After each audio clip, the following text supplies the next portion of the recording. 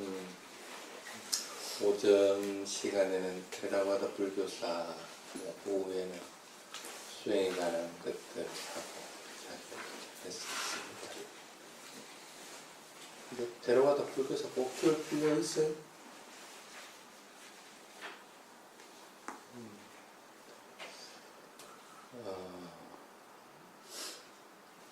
이렇게 보면 됩니다.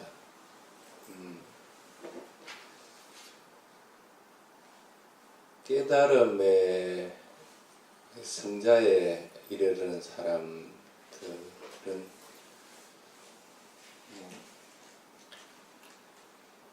택법각지가 뭔지 그거 전혀 필요가 하지 않습니다. 그렇죠? 칠각지라고 하는 거는 깨달음에 이르기 위해서 징검다리와 같습니다. 꼭 그 비유해서 얘기하면 우주의 궤도를 이렇게 그리는 우주선 같은 경우에는 지구에서 쏘면 1단 로켓 분리되고 2단 로켓 분리되고 그렇게 쭉 분리되고 마지막에는 자체적인 동력으로 인해서 이렇게 우주를 이렇게 궤도를 선회하게끔 되어 있습니다. 그 우주를 선회하기 위해서는 필요한 것이 1단 로켓, 2단 로켓, 3단 로켓이 있어야 그걸 돌 수가 있는 겁니다. 근데 실제로는 그거 돌 때는 그 1단, 2단, 3단 분리된 로켓은 전혀 거기에는 없습니다. 아무것도 없습니다. 근데 그렇게 볼 것 같으면 깨달음의 단계에서 볼 것 같으면은 칠각지는 갖춰야 될 필요성이 전혀 없는 것입니다. 그것이 이미 소용이 없는 겁니다. 그런데 어쨌든 그런 궤도를 돌리고 할 것 같으면 지 마음대로 그거 가서 지 혼자서 돌 수 있는 것은 아니라니까. 그래서 칠각지가 하나씩 개발되어져서 그것들이 다 갖추어지게 됐을 때 그 궤도를 갖다 도는 거와 마찬가지입니다. 그렇게 봤을 때는 배움의 단계에서는 칠각지가 필요한데 배우지 않으려고 할 것 같으면 그 칠각지는 필요가 없습니다. 그래서 어떤 면에서는 교학을 배운다고 하는 것은 그와 같은 의미들을 가지게 됩니다. 실제적으로는 나중에 가가지고는 그것이 있든 없든 뭐 전혀 문제가 되지 않는 의미가 없는 것들이 됩니다. 실제로는 그것이 필요가 없기 때문에 만약에 예를 들어서 여러분들이 지혜가 개발되는 것들이 다 지혜도 16단계가 쭉 있습니다. 근데 했다는 사람들은 그게 필요할까? 예를 들면 누가 나를 욕을 했다. 그러면 나는 어떻게 해? 그 욕한 걸 듣고 소리가 들렸다 하고 알아차림으로 인해 가지고 그 소리 들리는 것이 사라지는 걸 보게 돼요. 그건 어떻게 해서 그러는 거예요? 욕한 대상이 있고 물질적인 현상이 있고 그 소리라고 하는 물질적인 현상이 있지만은 내가 알아차리는 것은 소리가 들렸다고 하는 것을 알아차리는 건 마음이 알아차리잖아. 그 마음으로 알아차리는 물질적인 현상과 정신적인 현상을 분리를 하는 거지. 그럼 정신적인 현상으로서 소리가 들리는 것 같다고 분명히 알아차리니까 물질적인 게 사라져버리거든. 그러니까 그 사라지는 걸 볼 것 같으면 그 사람에 대해서 뭐 왜 나에게 욕을 했느냐 할 이유가 전혀 없어져 버려요. 오히려 평온한 상태에서 대응을 하게끔. 물질적인 현상과 정신적인 현상을 분리를 할 수 있는 지혜감은 있어도 적어도 다툼은 없어지겠지. 그렇게 되면. 그렇다고 해가지고 그 사람이 아직 깨달음의 단계에 이른 것은 아니잖아요. 쉽게 말하면 저 사람이라는 게 존재를 하는 거고 내가 나라고 하는 것이 존재를 하는 거고 아직 그런 상태는 되긴 있습니다. 그런데 이제 깨달음의 단계에 이제 도달했다. 물질적인 현상과 정신적인 현상으로서 구분하는 것은 별 의미가 없기 때문에 그냥 그냥 소리 들림이라고만 알아차립니다. 그러니까 그 대상이 무엇이든 하는 것은 전혀 중요한 부분이 아니라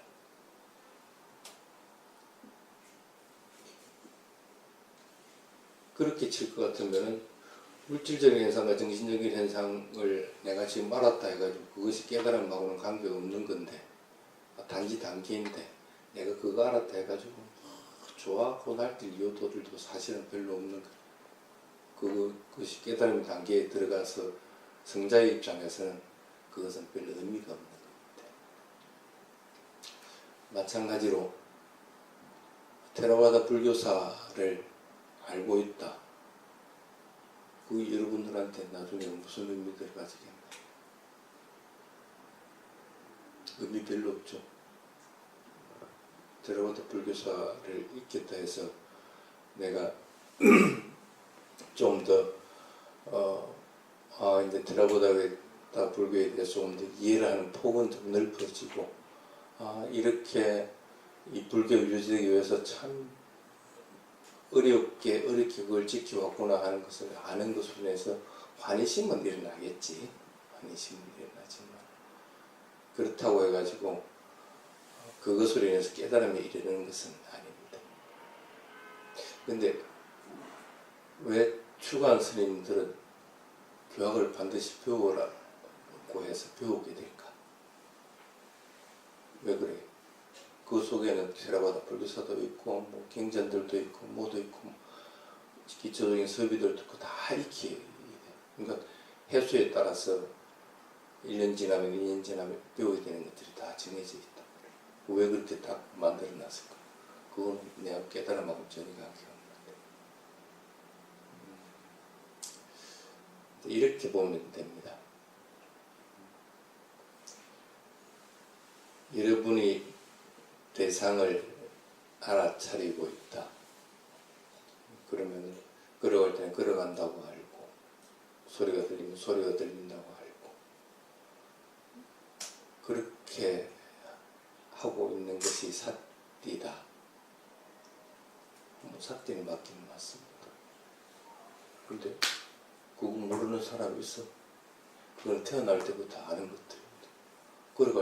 걸어간다고 모르고 걸어가는 사람은 없을 거고 소리 들리는 줄 모르고 소리를 듣고 있는 사람은 없을 거고 일단 조금 더 외부적인 대상, 자극에 대해서 반응하는 것들이 고요하게 할 수는 있고 또 분명하게 그 일을 할 수 있는 것은 훈련은 돼 나갈 겁니다. 근데 꼭 불교 수행이 아니라도 그건 얼마든지 할 수 있는 방법들이 있습니다. 근데 그걸 잘못 착각할 것 같으면 그냥 대상을 알아차리는 것만으로서 끝나버리는 경우들이 있습니다. 왜 그럴까? 그것은 대상을 알아차리는 법을 정확하게 공부를 하면 그렇게 되거든요. 근데 대상을 알아차리는 법을 정확하게 공부를 했다. 예를 들면은 삿띠를 할 동안에는 마음은 대상은 하나만 알게 된다. 그럴 것 같으면 예를 들면 소리가 들린다. 그럼 소리가 들릴 때는 내가 보이지도 않아야 되는 거고 그 다음에 저쪽 상대방에 대해서 인식하는 것들도 없어야 되는 거고 단지 소리 들리는 것만 알아차리고 그럼 그렇게 안 된다 할 것 같으면 지금 내가 삿띠 하고 있는 거는 좀 가짜다 하고 이제 판단을 할 수 있고 또 이제 하나를 배우면 대상은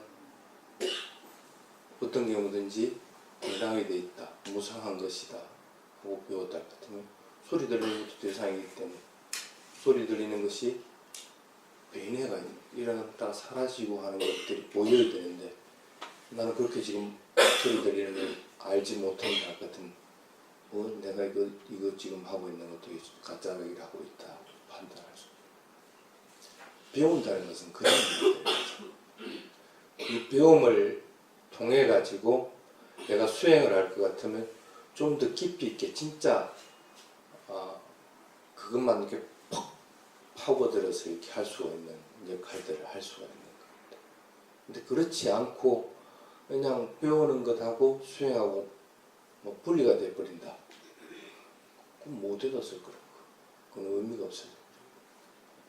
그러니까 여러분들이 아무리 저번에 작년에 칠청정에 지금 칠청정 다 외우고 있다 하는 것도 그게 수행하고 연관이 되지 못하면 그건 의미가 없어져.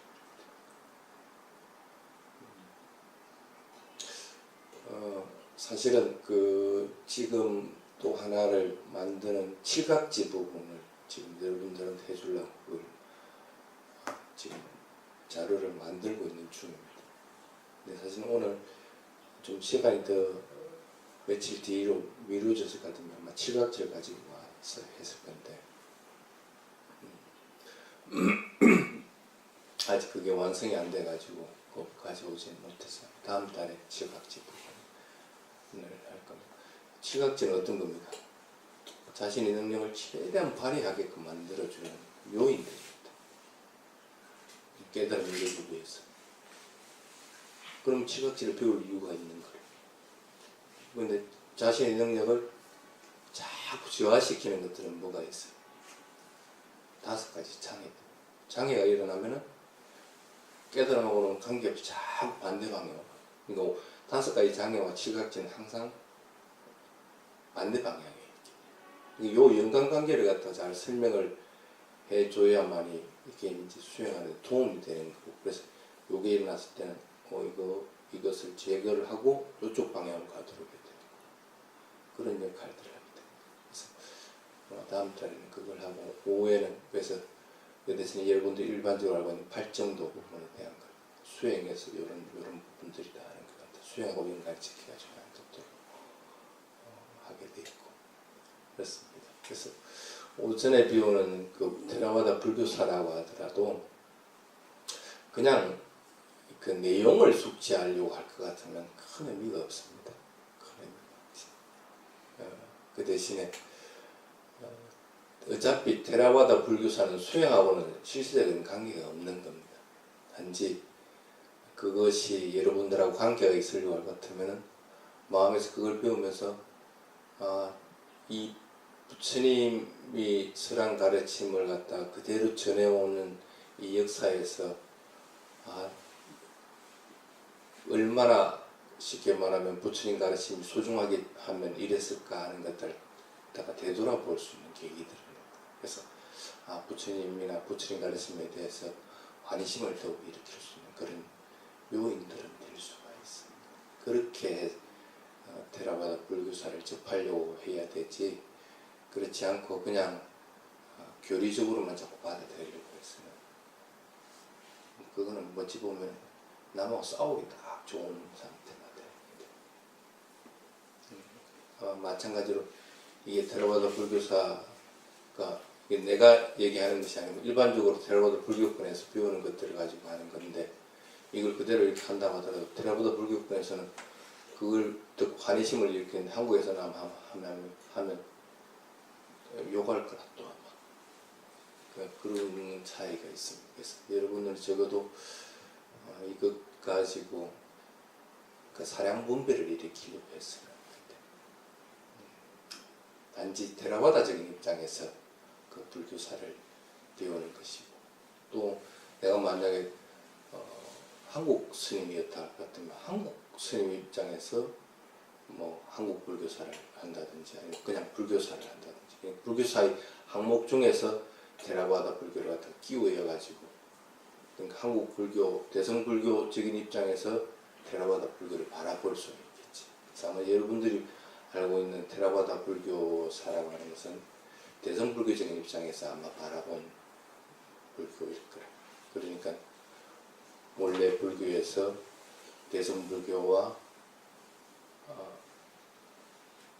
그러니까 대중부와 상자부 불교로서 두 개로서 나눠지고, 그것을 다시 또 법화불교로서 이렇게 분리되고 하는 견지들을 가지는 것이, 그게 실제적으로는 대성불교적인 입장에서 그걸 바라본 겁니다.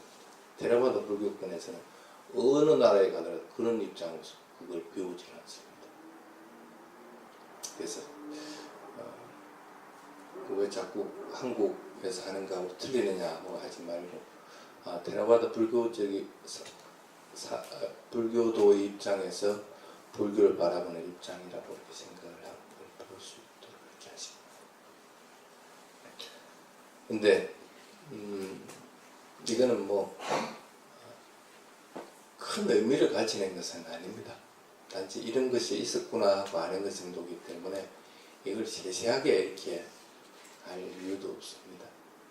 그래서 이 지금 보면 16개 항목을 이렇게 분류를 해놨는데 이걸 다 할 수는 없습니다. 다 할 수는 없기 때문에 그 대신에 이제 프린트물 나갈 부분들은 프린트는 나가겠지만 그냥 계략적으로 이런 상태가 있었구나 하는 것으로서 이해할 수 있도록 그렇게 하시기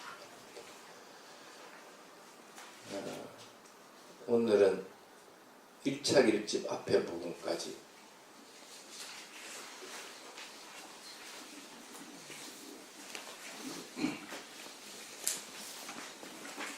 있는 테라바다 불교사 부분입니다. 그 다음에 또 하나 프린트물 난가 그러니까 테라바다 불교의 결집 부분인 것은 테라바다적인 입장에서 결집은 6번이 이루어져 있는데 그 대략적인 것들을 적어놓은 것. 그래서 그거는 여러분들이 참고로 이런 결집이 이루어졌구나 하고 이해할 수 있도록 합니다. 그래서 불교 개론, 그다음 BC 6세기 그 부처님 당시 때 불교의 문화적 배경이 어떤 것인가.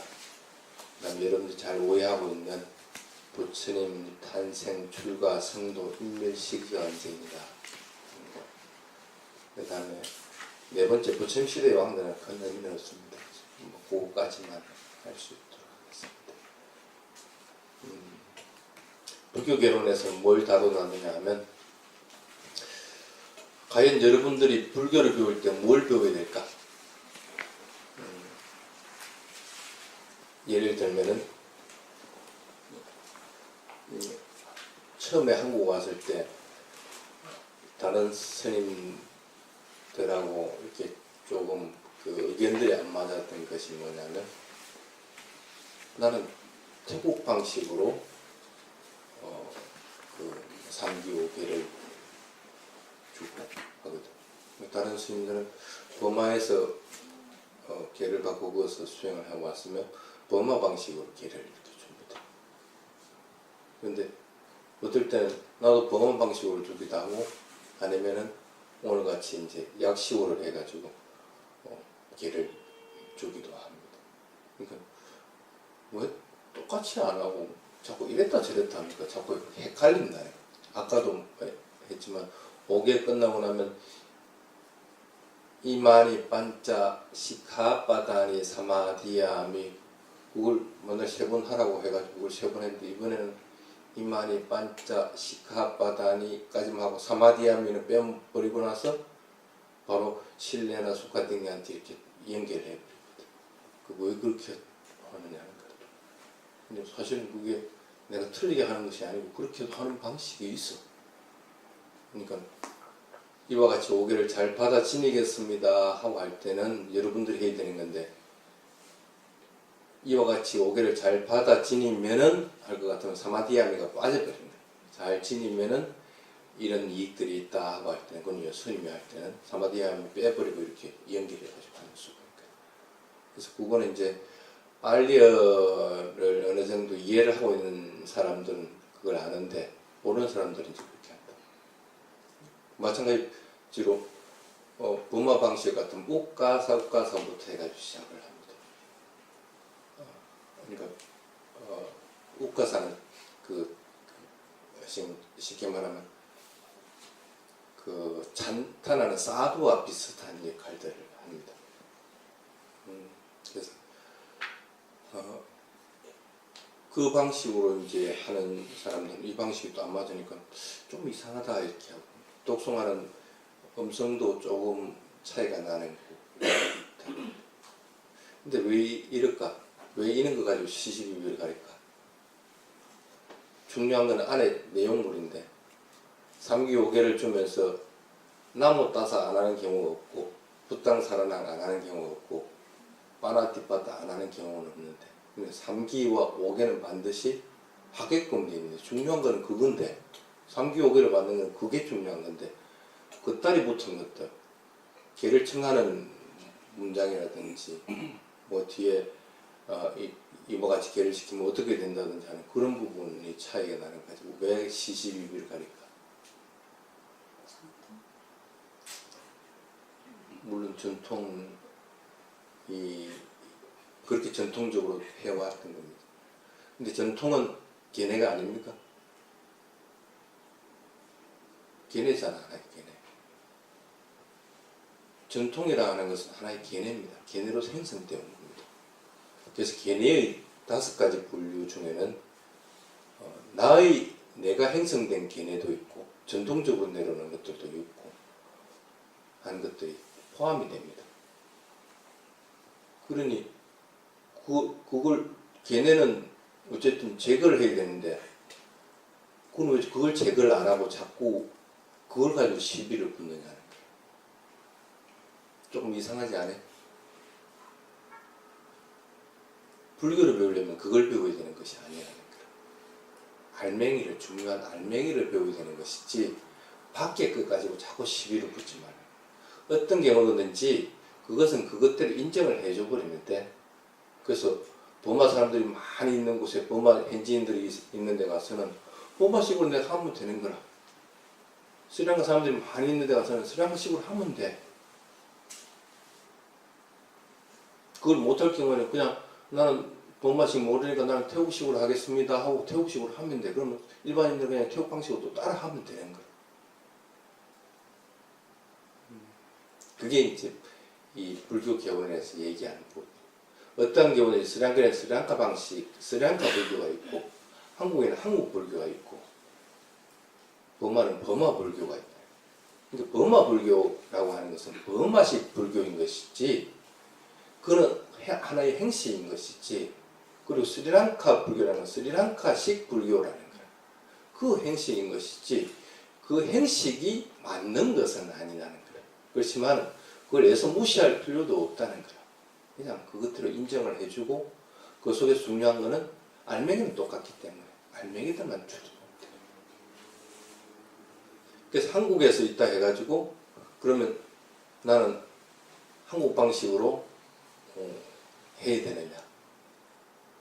스님들이 가끔씩 그러거든. 너는 한국 살면서 왜 한국 승부만 입고 이상한 그 옷 입고 있느냐. 그렇게.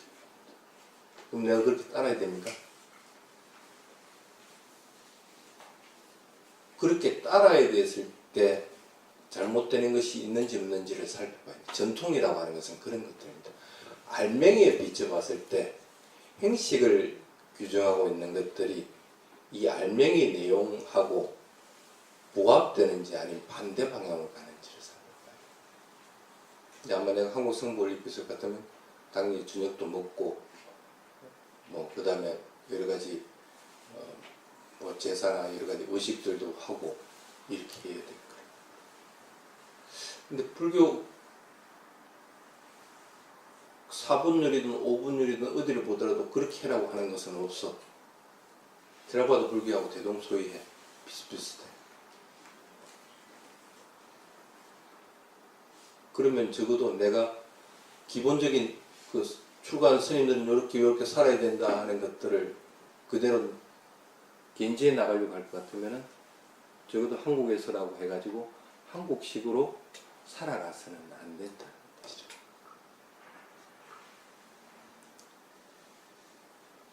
그리고 또한 하나가 과연 출가한 사람으로서 나에게 이 길을 계속 가게끔 하고 법의 눈을 뜨게끔 해주는 것이 어딘가. 나는 한국이 아니고 저쪽 테라바다 불교에서 그러니까 그 소중함을 알기 때문에 그 전통을 지키는 것이고, 그리고 그 방식대로 살아가는 것들.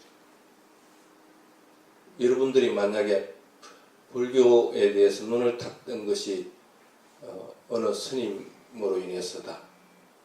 그럴 것 같으면 항상 죽을 때까지 아마 고마움을 가지고 지내고 있을 거예요. 또는 어느 사찰에서 내가 마음의 평온을 찾아가지고 그것으로 인해서 살아가는 동력들을 쭉 했다 할 것 같으면 그 사찰에는 자주 갔대. 그와 같다고 생각을 합니다. 그래서 꼭 한국이라 해서 한국식 불교를 해야 되는 이유는 없습니다. 난 태국에서 거의 자라고 살아왔기 때문에 뭐 그러면 내가 스리랑카 갔으면 태국식으로 해? 그렇지는 않거든. 그렇지는 않습니다. 그 스리랑카에서는 스리랑카 방식으로 합니다. 번마가면 번마 방식이다.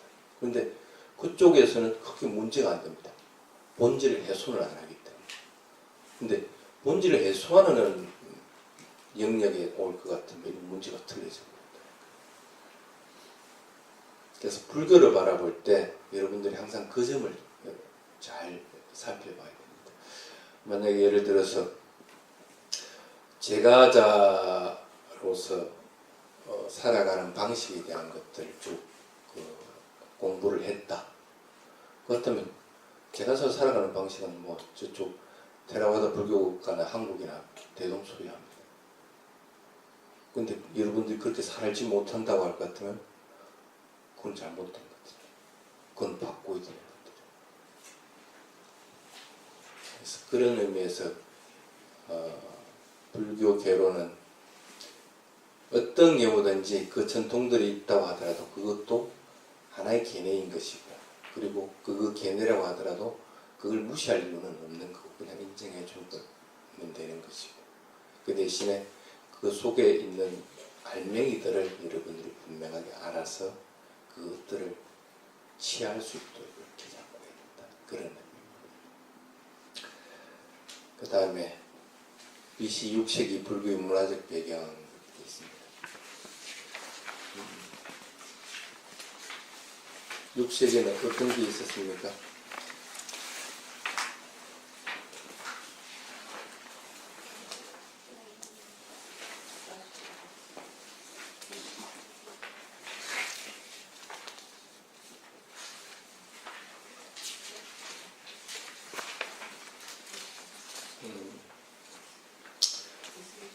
부처님이 태어난 시기를 얘기합니다.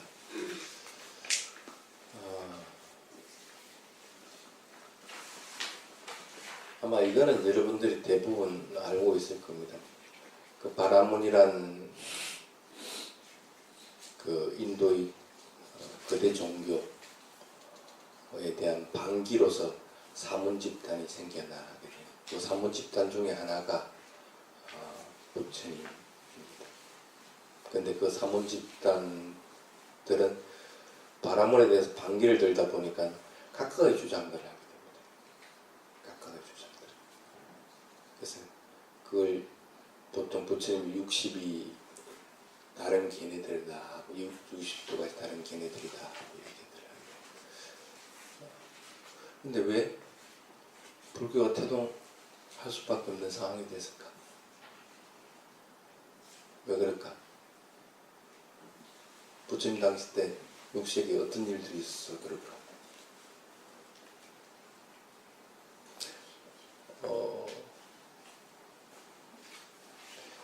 이렇게 한번 봐보십시오. 지금 한국 분들한테 경을 배우지 마라. 경은 스님들만 배우는 것이지 제가자들은 그 교리 공부하고 경전 보는 거 아니다 할 것 같으면 아마 그 사람한테 주무치는 거일 거예요. 세월이 지금 시대가 어느 때인데 제가자들을 뭐 그냥 봉사 만들려고 저러느냐고 이제 아마 생각할 거예요. 근데 불과 한 50년 전만 해도 다 그렇게 인식했다. 제가자들은 그냥 경 배우면 안 되고 그냥 기도하고 막 그냥 이렇게만 해야 되는 것이지 경전 배우고 하는 건 생각도 잘 못했다. 근데 지금은 완전히 바뀌고 있죠.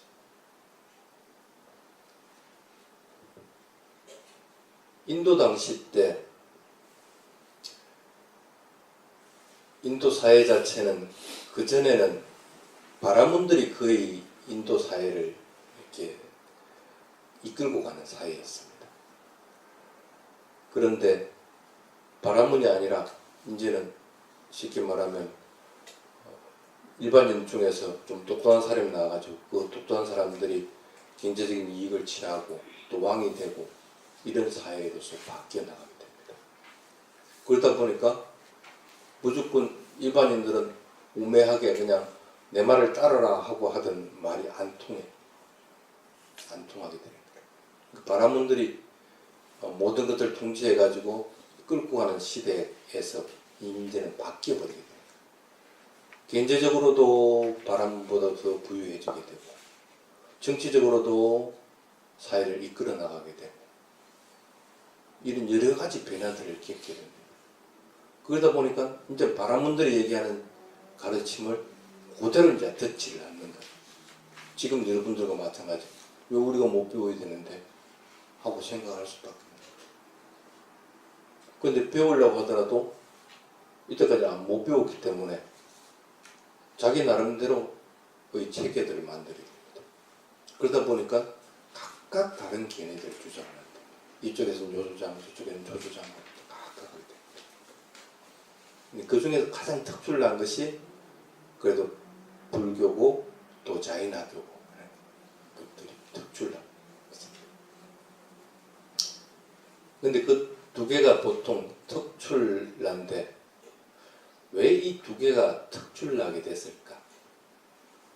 바라문들은 쉽게 말하면 모든 것들은 바라문들이 다 좌지우지한다는 그런 사상을 가지는 게 이미 틀렸다는 것은 입증이 됐습니다.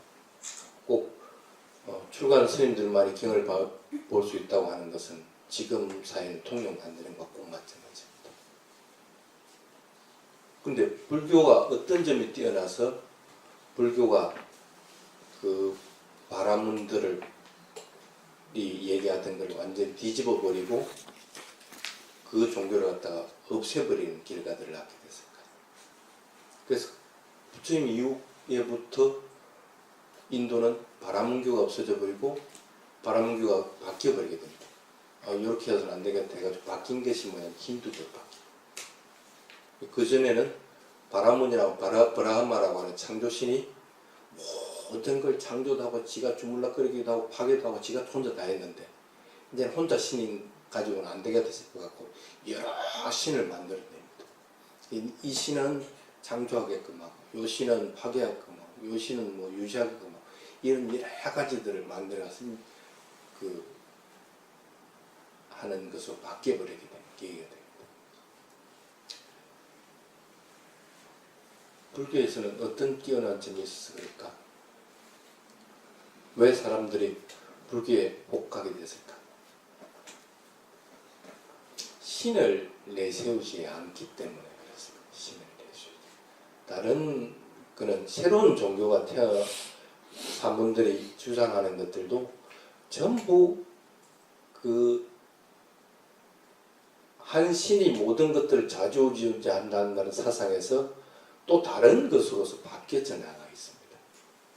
그래서 신은 존재하지 않는다 하고 얘기를 할 때도 있고, 그래서 신은 존재하지 않기 때문에 내가 뭐 그냥 아무렇게나 살아도 사후 죽고 나서 아무것도 뭐 남는 것이 없다. 그래서 마음대로 살아라 이렇게 얘기할 수도 있는 거고.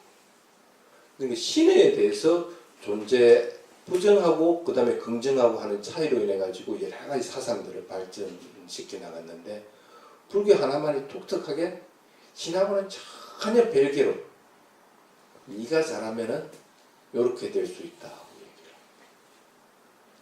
그러니까 사람들이 그래서 불교가 태동되자마자 급속도로 그냥 불이 번지듯이 확 퍼지던 이유가 그런 것들입니다.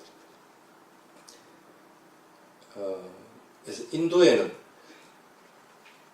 반드시 불교가 그렇게 꽃피울 수 있는 상황 자체가 되어 있는 상황입니다.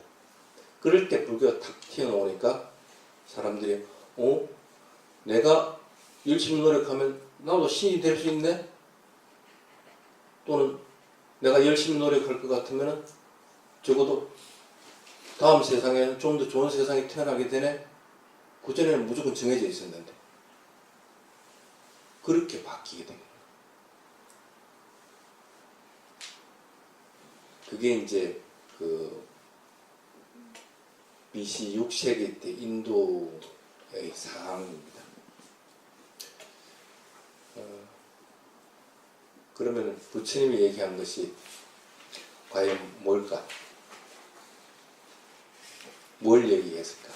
뭘 얘기했기 때문에 사람들이 이 가르침대로 따라가 봐야 되겠다고 얘기하는 겁니까? 뭘 했을 것 같아요? 한국적인 상황으로 한번 봅시다.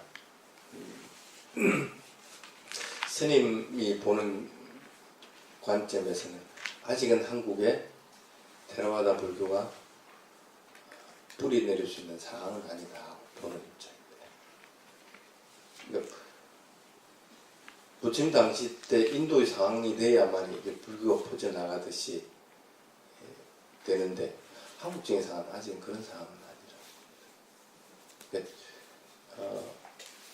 지금 그 한국 불교적인 상황에서 불교에 대해서 이게 완전히 틀렸다고 얘기하기도 애매하고 맞다고 얘기하기도 애매한 그런 지금 상황입니다. 뭔가 이게 아닌데 하는 게 강하게 뭔가 일어나가지고 이걸 바꿔야 된다는 마음이 이렇게 일어나지 있는 상황이 돼야만이 반대적으로 이제 그러면 진짜 부처님이 말한 가르침을 배우고자 하는 것들이 이렇게 나오는데 지금 다들 그런 상황은 아니라고 스님은 판단합니다. 아마 한참 더 시간이 걸리겠지. 그래서 나는 내가 할 역할을 분명하게 합니다.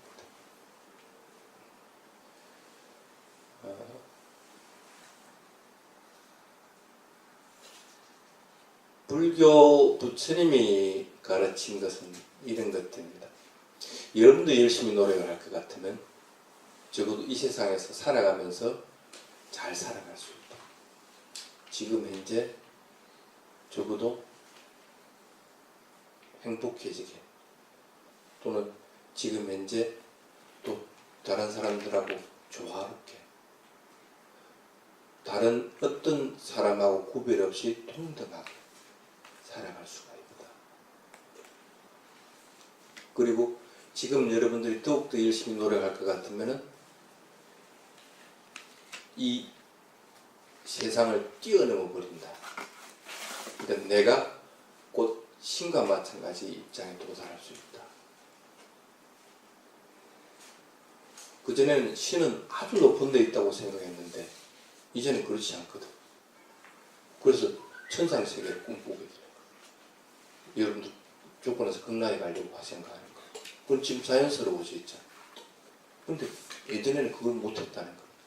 이제는 극락에 가서 내가 신들하고 같이 놀 수 있는 그걸 꿈꿀 수 있는 상황이다. 그리고 더 나아가가지고 내가 이 지긋지긋한 살아가는 것들이 이 힘든 것들을 완전히 끊어버릴 수 있는 상태가 될 수 있다는 것들을 인지를 하게 되니까 사람들이 탁 가는 거예요. 근데 왜 한국에서 테라와다 불교 뿌리내기가 참 힘들다고 얘기하냐면 이 세 가지 조건들을 절실하게 원하는 것이 없다는 거예요. 한국에 아직 뭐 꼭 불교가 아니라도 여러분들이 행복하게 만들어주는 것들은 얼마든지 많습니다. 그리고 여러 스님들 다른 한국 스님들로 인해서도 그것들이 참 좋다. 그 길대로 따라도 뭐 무리가 없다 하는 것들을 많이 충족시켜줍니다. 그리고 내가 열심히 노력하면 신과 같은 경지에 도달한다는 거. 그거는 여러 가지 의식을 통해 가지고 그렇게 이미 한국에서 만들어 놨습니다. 죽고 나서 극락 보내주는데 얼마나 좋아. 그렇잖아.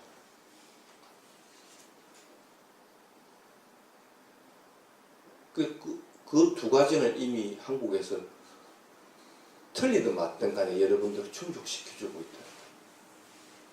그러니까 굳이 완전하게 해탈에 이르는 것들은 충족을 못 시켜주고 있지만 다른 것들은 충족을 시켜주고 있기 때문에 반사이익적으로 그냥 그래도 틀리는 것 같은데 하면서도 그걸 바꾸려고 하잖아요. 처음에는 선생님도 그랬어요. 한국에 와가지고 그런 상황을 인지를 못하고 있는 상황이니까 이 틀린 부분만 자꾸 개선하려고 했어요.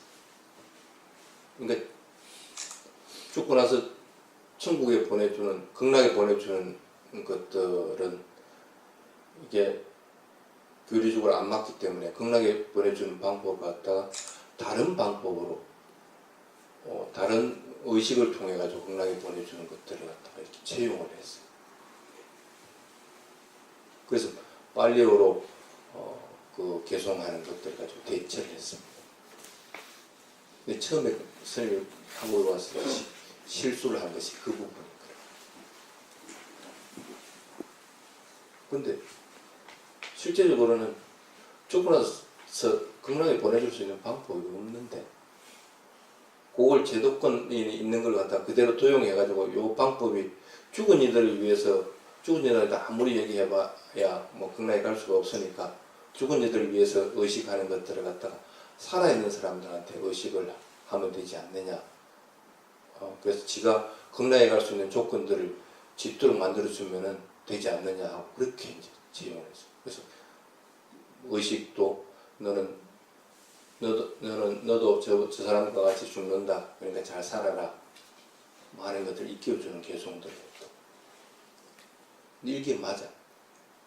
근데 그렇게 하다 보니까 이 사람들이 고개 딱 안 줘. 의식이라는 범주 내에 한 고리로서 들어가 버리게 됩니다.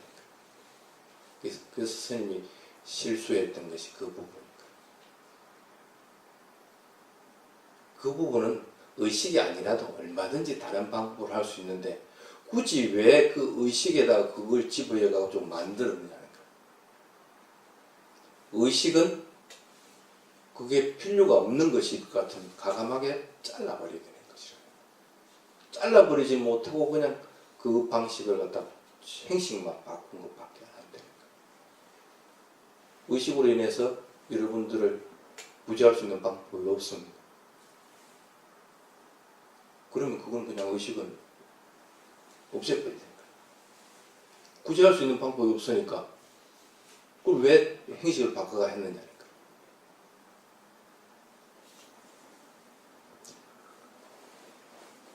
그래서 그렇게 실패하고 나서는 그 뒤로는 이게 아니다. 괜히 한국에 와가지고 내가 한국적인 상황들을 갖다 완전하게 인지하기 전까지는 꼼짝 말고 움직이지 말아야 되겠다 해가지고 그때부터 그 뒤부터는 아예 안 움직였어요. 완전하게 상황을 갖다가 이해할 수 있는 상황까지 될 때까지. 지금도 완전하게 이해하는 것은 아닙니다. 그렇지만 방향은 정해져 있어요. 어떻게 하면은 한국에 그래도 부처님이 온전하게 얘기한 가르침을 갖다가 이게 퍼질 수 있게끔 하는가. 그렇지만 내 죽을 때까지는 아마 안 된다는 걸 난 알아. 그러니까 너무 희망 가지지 마. 그러니까 스님이 뭐 어떻게 해주겠지 그거는 안 돼. 그래서 어쨌든 이런 것들이 불교가 태동되게끔 한 거기 때문에 여러분들도 적어도 한국에 있으면서 불교가 태동되는 것과 마찬가지로 여러분들이 불교를 배울 때 무엇에 중점을 줘야 되는가 하는 걸 분명하게 알아야 됩니다. 그걸 모를 것 같으면은 그냥 아까 스님이 실패하듯이 다 그런 행식을 지어야 됩니다. 쉽게 예를 들면 테라바다 불교 배우고 수행 열심히 하면서도 한국에서 무슨 뭐 정초기도 한다 뭐 한다 할 것 같으면 또 그거 가서 또 정초기도도 하고 이렇게 되게 됩니다. 지금 그런 사람들 좀 있죠. 잘못됐다 할 것 같으면 다 끊을 수 있어야 되는데 끊지를 못하니까. 그게 무엇 때문에 그러냐면 그 상황 자체를 인식을 못하기 때문에. 불교가 뭔지 하는 것, 부처님 가르침이 왜 필요한지 하는 것들에 대한 인식을 하지 못하기 때문에 자꾸 주변적인 것들을 가지고 그 속에 함몰되어 버리는 결과들이 됩니다. 그래서 적어도 교리적으로만 자꾸 배우려고도 하지도 말고 그렇다고 수행만 한다고 뭔가를 다 놓쳐버려서도 안 되는 거고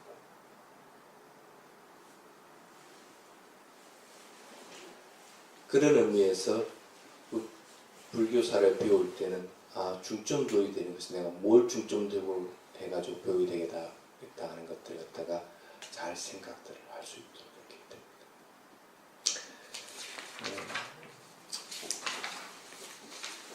그 다음에 부처님의 탄생, 출가, 성도, 인멸시기 일부 짧게 들어갑니다. 이건 별 의미가 없는 거기 때문에 그거는 테라바다 불교에서는 딱 정해져 있습니다. 입퇴는 음력 6월 보름, 부처님이 마야 부인의 태에 든 것은, 그리고 탄생은 음력 4월 보름, 출가는 음력 6월 보름, 그 다음에 깨달음이 이런 날은 음력 4월 보름, 그 다음에 열반에 드는 날도 음력 4월 보름. 그렇습니다. 그래서 탄생을 기준으로 하여 나이를 계산해보고 하는 것들을 쭉 적어놨습니다. 그렇게 되니까 어떻게 돼요? 부처님 태어나고 성도하고 인멸한 날은 동일한 날입니다. 부처님이 입퇴에 든 날은 6월 보름인데 6월 보름 날은 무슨 날이라? 부처님 처음 법을 설한 날이기도 합니다. 그리고 스님들도 입퇴에 드는 날입니다. 안그가 들어갑니다. 참 절묘하게 맞아떨어지죠.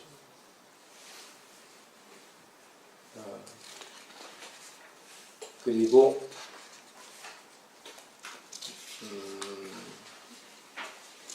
자료들을 설명하면서 쭉 해놨습니다.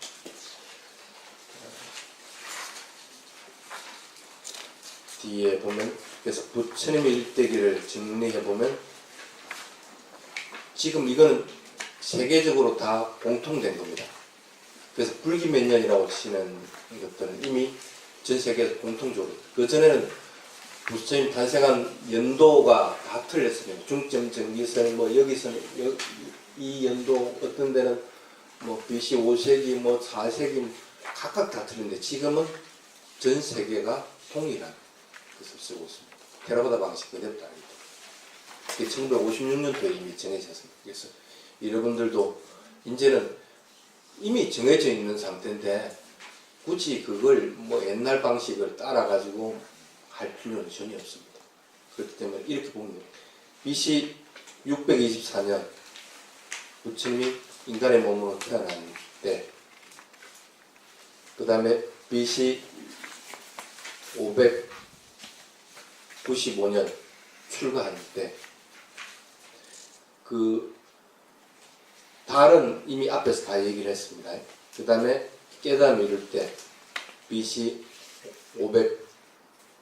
589년, 그 다음에 처음 설할 때 BC 589년,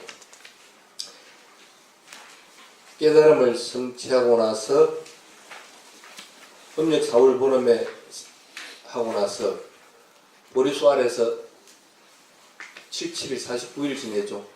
그러고 나서 바라나시로 이동을 하게 됩니다. 그렇기 때문에 딱 2달 후에 첫 설법을 하게 됩니다.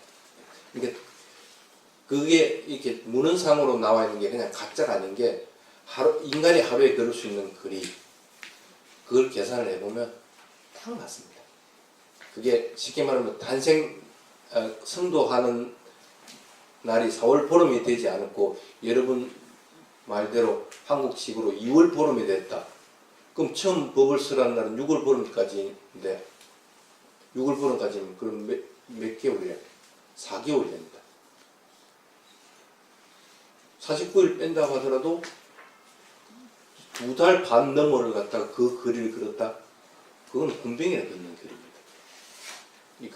그거는 안 맞는 거예요.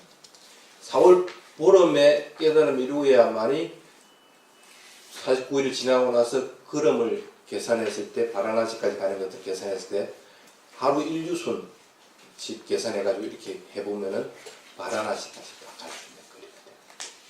그래서 6월 보름이 되게 됩니다. 그 다음에 두 번째 설법, 그 첫 설법 하고 나서 이 두 번째 설법이 중요한 것이 뭐냐면 첫 번째 설법을 하고 나서는 온단야가 예륙가에 이르고 나머지 사람들도 점차적으로 예륙가에 이르는데 아란이 된 것은 아닙니다.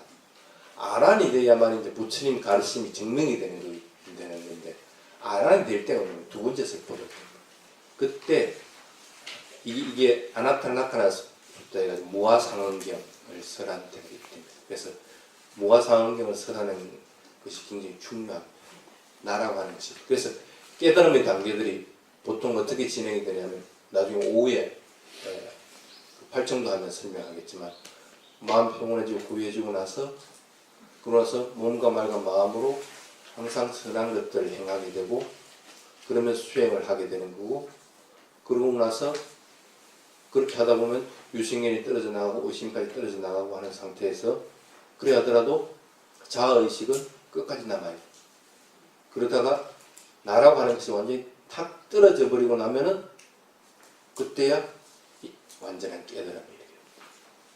그러니까 아마 모르긴 하더라도 이 부처님을 따른 처음에 5 제자들도 처음에는 마음으로 거부를 했잖아. 그러다가 이제 받아들여 본다고 하는 것도 마음이 바뀌고 나서 마음이 고요해지고 깨끗해지고 나서 그러고 나서 그걸 받아들이게 돼. 받아들여서 듣게 되니까 듣게 되는 거 있는 그대로 듣게 되는 거죠. 그래서 유신견이라고 내가 이때까지 가지고 있는 걔네들이나 이런 것들은 사라지고 그래서 저분이 얘기하는 것들은 틀린 것이 아니구나 하는 것들이 증명이 돼. 그게 그래서 이제 첫 설법을 했을 때 예륙가에 이르게 되는 거죠. 그러다가 계속적으로 수행들을 3개월 동안 하고 나서 마지막에는 무아가 탁 드러나게 될 때 그때 이제 완전히 깨달아요. 그러니까 순차적으로 그렇게 되는 거예요. 그래서 두 번째 설법이 똑같이 BC 589년 아살라달 음력